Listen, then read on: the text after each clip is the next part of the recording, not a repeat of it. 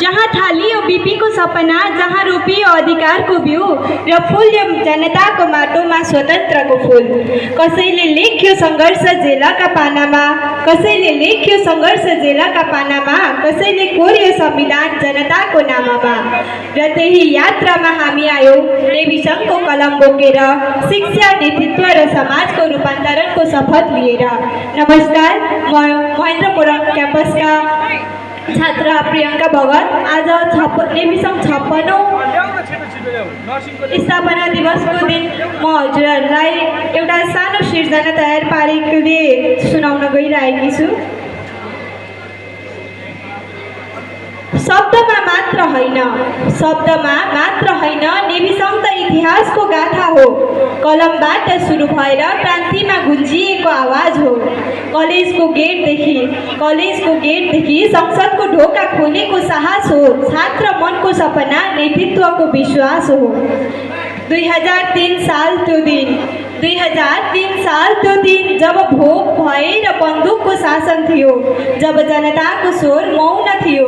त्यस बेला जन्मियो एउटा विचार, नेपाली काङ्ग्रेस, जुन जनताको मुक्तिको लागि उभिएको अविचल सङ्कल्प हो।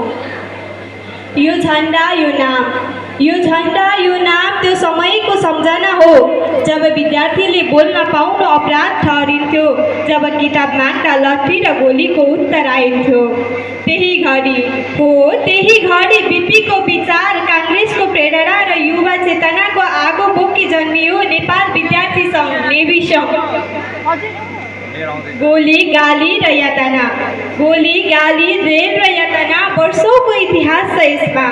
जसरी बीपीले कोरिदिए बाटाहरू र गणेशमानले बनाइदिए सङ्कल्पहरू, त्यसरी नै कृष्ण प्रसाद, सुशील र शेरबहादुर ती सबै साक्षी छन् यो देशको परिवर्तनको प्रत्येक पानामा। राणा शासन चिर्न काङ्ग्रेस अगाडि आयो। 2007 सालमा राणा शासन ढल्यो र संसदको पहिलो बिउ रोपियो। त्यसपछि पनि लडाईँ सकिएन। लोकतन्त्रको माटोमा बिउ रोप्न आदि र आँसुसँग सम्झौता गर्यो।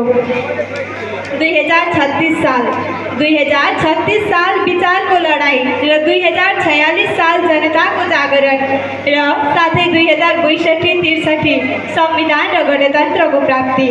त्यसपछि काङ्ग्रेसले गर्यो शासन तर शक्ति होइन, सेवा सोचेर। सत्ता लुट्न होइन, शिक्षालाई सुशासन बनाउने सङ्कल्पका साथ शासन गर्यो। विद्यालय खोल्यो, स्वास्थ्य चौकी बनायो। सिँचाइ, सडक र संविधान हरेक रेखामा काङ्ग्रेसकै छाप छ।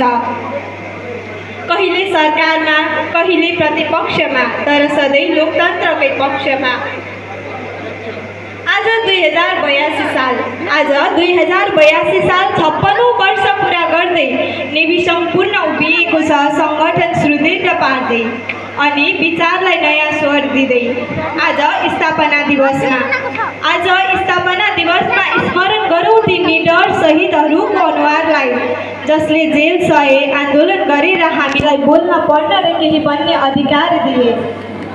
आजको दिन बिहान र उत्सव मात्र होइन, आत्माको गहिराईबाट नारा लगाऊ र बनाऊ प्रण। भोलिको नेभी सङ्घ अझ स्पष्ट, इमान्दार र सधैँ सशक्त अनि जनताको पक्षमा होस्।